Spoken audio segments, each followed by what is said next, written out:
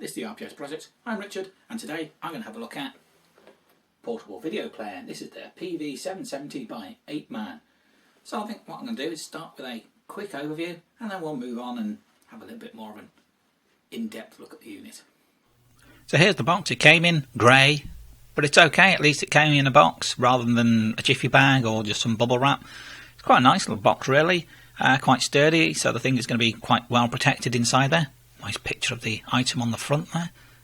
And here's the unit itself, with Apeman on the top. I quite like that detailing, it's quite nice really. The unit isn't particularly slim, considering its small compact size, but it is quite sturdy. I do like it. And the sleek black lines of the interior, with the orange button for the DVD tray. The monitor itself is a 7.5 inch monitor with a couple of little speakers on that part of the unit. The controls are silvery plastic, I expect, and I doubt they're aluminium, but they do seem to work alright, with a range of inputs so you can plug in from many different sources really. The screen is actually a swivel, 90 degrees in one angle and 180 degrees in the other. And it even folds back on itself, so it's quite compact really for putting in, I suppose, the car, which is what it's sort of really designed for. Meant to be for kids, but I've got other purpose for it. All in all, quite like the unit. So here we go, the Apeman in all its glory. As I said, it's not slim. That's quite a chunky bit of unit, but then it does have a battery inside there, so that should be more than helpful, rather than having to have it plugged in to something all the time. You do get a range of accessories with this unit. Firstly, the obligatory power supply for charging it up. There is a connector for your car. Mind you, once you've got everything else connected in your car, I don't know how you're going to fit this in. You know, you've got your sat nav and your dash cam and your mobile phone. Is there going to be room for this? Don't know. And you get an AV cable, 3.5 jack to RCA. I've put a tag on this already, so I know what it belongs to. It's always good to tag up your cables so you know what they're for. And a remote control. The remote control is quite nice. It feels quite nice. It takes two AAA batteries, which the didn't put in there. You have to put your own in. So cheap ass, but never mind. And the unit itself, well, as I showed before, as I said, the screen is not bad. It's 7.5 inch and it does swivel. It swivels that far in that angle, but will swivel all the way around that way and will then sit flat. So you know, you can use it in the car, supposedly. It'll sit in a little bracket. I suppose there's like a leather, it's probably not real leather, some sort of casing that it sits in, that fits onto the headrest, and you can put it in nice and flat. Well, I suppose that's a sort of one of the things it was designed for. Let's turn it back round. There you go. Little orange button to open the tray. What more can I say about it? Now, the buttons. Now they're okay, but they're a bit clunky, but they do seem to work. They look like they're meant to be like aluminium, but I expect they're just plastic. The trouble is they put the writing on, but without actually putting any fill in there. They could have maybe, I don't know, like an enamel fill in there or something, so it highlights it. Whereas when you're looking at it thinking, well, what does the button say? That's where the remote control comes in a lot more handy. But they are usable. They're quite clunky, but they do actually work. And then on the side, you've got a range of inputs and outputs. And I do say outputs as well. You have your power cable connector. You know, your whatever it is, 9 volts. It's 12 volts, 1 amp actually. Quite a bit of power, isn't it? Power input and your on-off switch, and then you've got AV in and AV out. Then you've got your headphones, then you've got SD card. and then USB. So it's got a lot of connectors on there. There's also, it says USB there, but it also, the writing, if I can get it right, it says game. So you actually can connect a games console of some sort into the back of this. Not that you'd really want to play a game with a 7.5 inch screen, I suppose, but hey, well, you know, there you go. Some people might fancy that. I wonder what sort of consoles. I wonder if you can get one of the more modern little consoles that you can connect in. And that used to be, looks like it's blanked off now, TV it says. So at one point you would have had a coaxial type cable in the back there, but not anymore. Hey, there you go. So I suppose I better turn it on.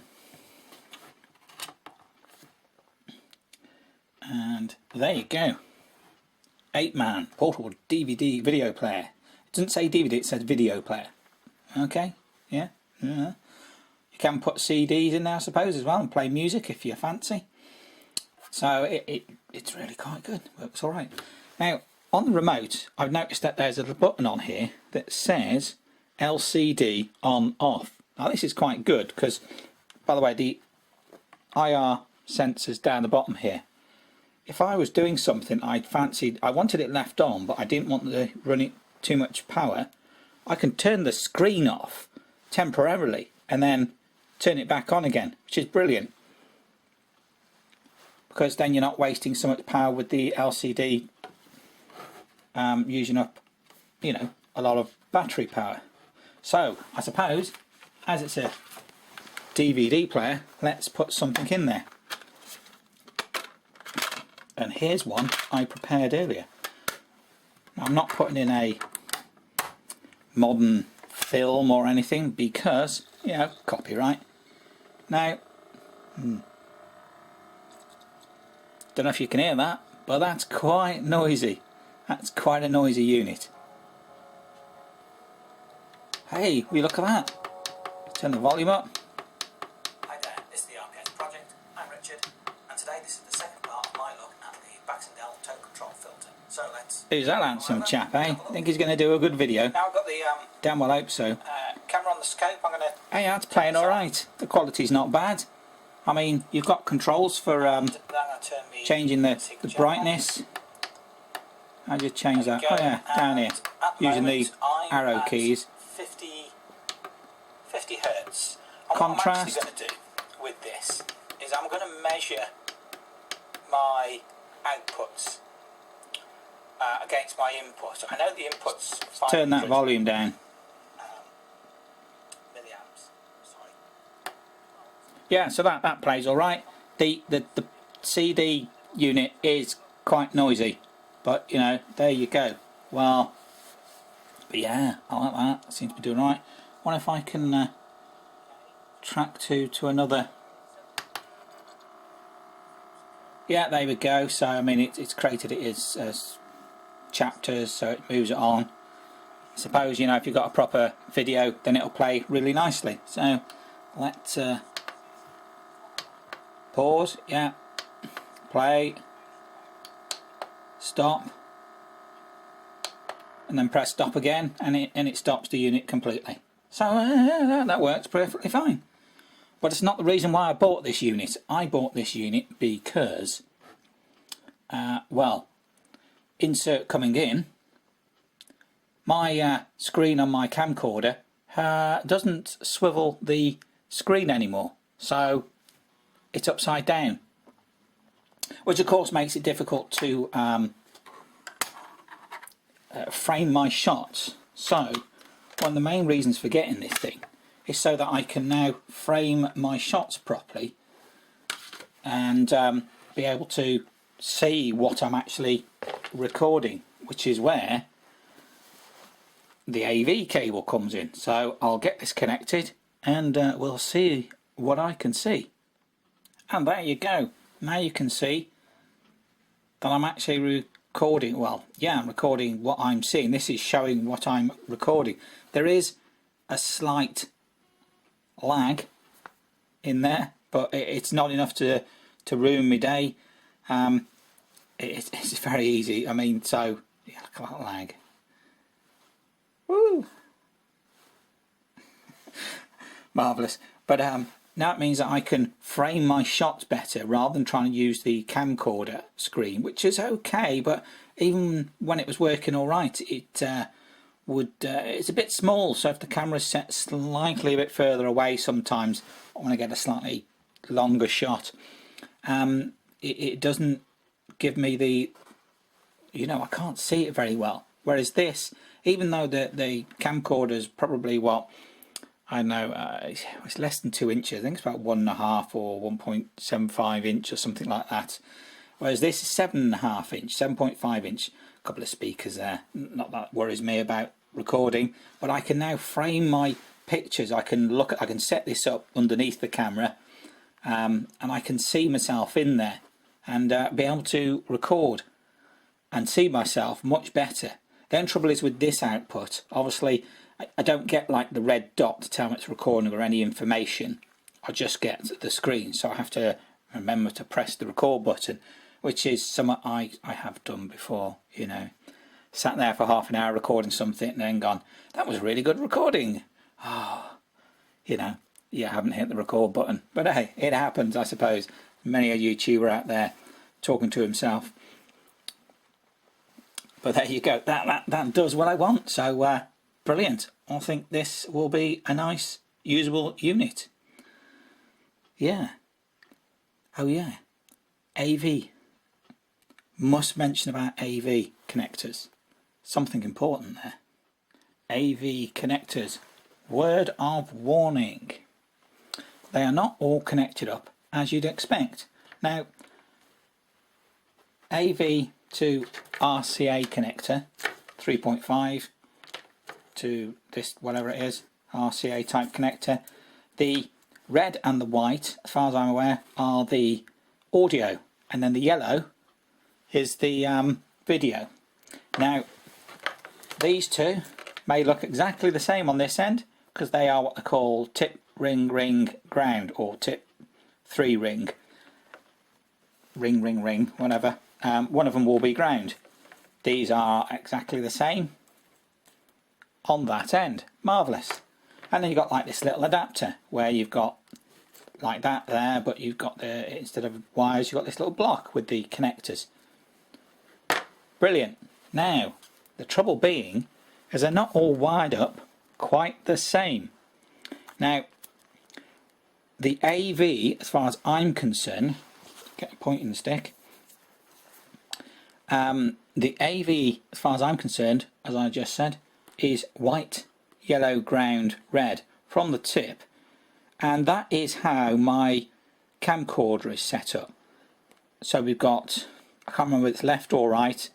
So what one of the audios is left, one's right. So you've got audio, video, ground, audio.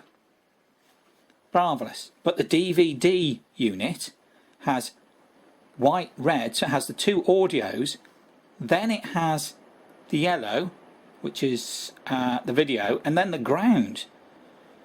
So you must remember to make sure that you wire up your label up your cables, as I've done, with these little things, just so you know what cable it is, and then use something like this as an intermediate to connect them up, so you know it's going to be connecting up correctly. I mean, even this is wired differently. I mean, this one's got the ground in the correct point as the second ring down, but it goes, I think it's white, red, ground, video, yellow on the bottom. So even this is wired up differently to these two wires. So yeah, word of warning there, make sure you get the right connectors. You know what the connections are going to be for the device you've got, because it does seem to change from device to device. Maybe when it's manufacturer to manufacturer, set it up differently. So short of making your own cables, be careful. But there you go. Apeman DVD player. And what can I say? So there you go. Portable DVD player from Apeman. Quite a nice little unit. Seems to work quite well. does what I want it to, which is basically so I can frame up my shots rather than using the camcorder little screen, which, as you saw, isn't working properly anymore. So it just makes it much easier. It's also a DVD player, so if I fancy watching a DVD video at some point, you know, and just pop a disc in there and watch it. The other media units do work. I've had a little go with them. You do have to sort of be careful of the file formats and that. Sometimes it'll spit out a warning saying no, doesn't recognise it. But yeah, they do work. It seems quite a nice little unit. You can get larger screened ones than this. This is 7.5 inch, and yeah, works all right for about £39, I think it is, UK money. Not quite sure what that converts to in euro and dollars, but it's not a lot of money. Yeah, DVD player from Apeman. So if you like this video, give me a thumbs up. If you didn't, you know what to do. Subscribe, and all comments are welcome. See you next time.